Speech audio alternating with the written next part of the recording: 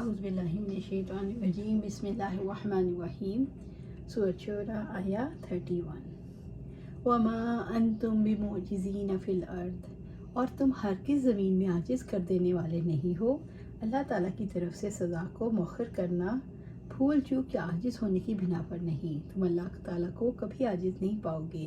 اللہ تعالیٰ جو حکم نافذ کرتا ہے تم اسے روک نہیں سکتے، یعنی تم بھاگ کر کسی ایسی جگہ نہیں جا سکتے جہاں تم ہماری پکڑ میں نہ آ سکو، یا جو مصیبت ہم تم پر نازل کرنا چاہیں اس سے تم بچ سکو۔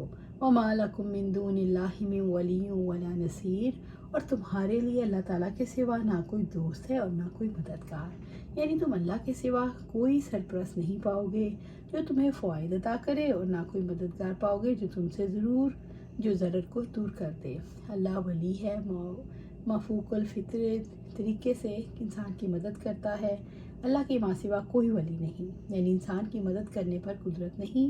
اللہ نصیر ہے، مددگار ہے۔ جب اللہ مدد سے ہاتھ کھینچ لے تو نہ کوئی مددگار رہتا ہے اور نہ ہی ولی۔ سورۃ شعراء آیا 32 وَمِنْ آیَاتِهِ الْجَوَارِ فِي الْبَحْرِ كَالْأَعْلَامِ، اور اس کی نشانیوں میں سے ہیں یہ جہاز جو سمندر میں پہاڑوں کی طرح ہیں، یعنی اللہ تعالیٰ نے ٹھاٹھے مارتے سمندر انسان کے تابع کر دیے، جن میں کشتیاں چلتی ہیں تو گویا پہاڑ چلتے ہیں۔ اللہ نے موجوں سے کشتیوں اور جہازوں کی حفاظت کی ہے، وہ سامان تجارت کو دور دراز کے ملکوں اور شہروں تک لے جاتے ہیں۔ سمندروں میں پہاڑوں جیسی کشتیاں اور جہاز اللہ کے حکم سے چلتے ہیں۔ اللہ نے سمندروں کو ایسا بنایا کہ اپنی پشت پر جہازوں اور کشتیوں کو لے کر پھرتے ہیں۔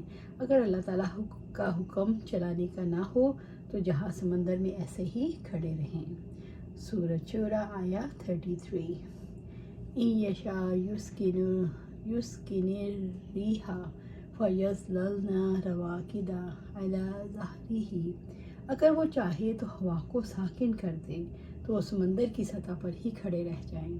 اللہ تعالیٰ نے سمندر میں کشتیوں اور جہازوں کے چلنے کے لیے ہوا کو سبب بنایا، اگر وہ ہوا کو ساکن کر دے تو کشتیاں اور جہاز سمندر کی سطح پر ٹھہر جائیں۔ إِنَّ فِي ذَلِكَ لَآيَاتٍ لِكُلِّ صَبَّارٍ شَكُورٍ، یقیناً اس میں ہر بہت صبر کرنے والے بہت شکر گزار کے لیے نشانیاں ہیں، یعنی جو شخص مصائب میں صبر کرتا ہے اور نعمت ملنے پر شکر ادا کرتا ہے اور نعمتوں کو اللہ کی رضا کے مطابق صرف کرتا ہے، اس میں بڑی عبرت ہے۔ وہ اپنے رب کی قدرت پر غور و فکر کر سکتا ہے۔ اللہ تعالیٰ کی آیات سے منہ موڑنے والا ان سے کبھی فائدہ نہیں اٹھا سکتا۔ صبر اور شکور دونوں مبالغہ کی صیغے ہیں، اور یہ دو ایسے الفاظ ہیں جن میں مومن کی ساری زندگی کا نقشہ کھینچ کے رکھ دیا ہے۔ صبر اور شکر کا مزاج کس حوالے سے انسان کے لیے ضروری ہے؟ زندگی کے واقعات سے نصیحت حاصل کرنے کے لیے صبر اور شکر کا مزاج ضروری ہے۔ تکلیف کے موقع پر انسان ظاہری حالات سے اوپر اٹھ کر دوسرے رخ سے دیکھنا سیکھ سکے، یہ صبر کے بغیر ممکن نہیں۔ اسی طرح ظاہر میں اپنی کوششوں سے ملنے والی چیز کو انسان صحیح رخ سے دیکھنے کے قابل ہو جائے، یعنی ملنے والی چیز کو اللہ تعالیٰ کی طرف سے نسبت دے، تو شکر کی صرف کے بغیر ممکن نہیں۔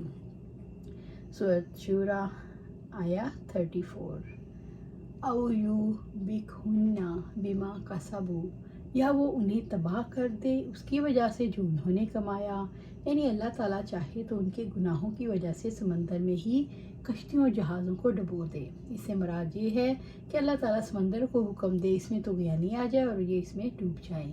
وَيَعْفُو عَنْ كَثِيرٍ، اور بہت سے لوگوں کو معاف کر دے، یعنی اللہ تعالیٰ کثرت سے گناہ معاف کر دیتا ہے، اس کی رحمت سے ہوائیں چلتی ہیں، وہ قحط اور سیلاب سے بچاتا ہے، وہ انسان کو طویل اور لمبے سفر طے کرواتا ہے، یعنی اللہ تعالیٰ خطاؤں سے گزر کرتا ہے تو لوگ سمندری سفر سے واپس آ جاتے ہیں، ورنہ سلامتی سے واپس نہ آ پائیں۔ سورۃ شعراء آیا 35 وَيَعْلَمَ الَّذِينَ يُجَادِلُونَ فِي آيَاتِنَا، اور جو لوگ ہماری آیات میں آپس میں جھگڑتے ہیں وہ جانتے ہیں، یعنی جو باطل دلیلوں کے ساتھ حق کے بارے میں جھگڑا کرتے ہیں اور نشانیوں کا انکار کرتے ہیں۔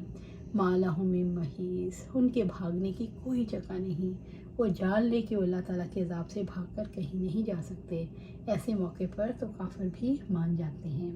اللہ سبحانہ تعالیٰ سے دعا ہے قرآن و سنت پر عمل کرنے کی توفیق دے، اس پر جمع دے۔ اور جنت الفردوس کے اعلیٰ مقام پر اپنے پاس گھر عطا فرمائے، آمین۔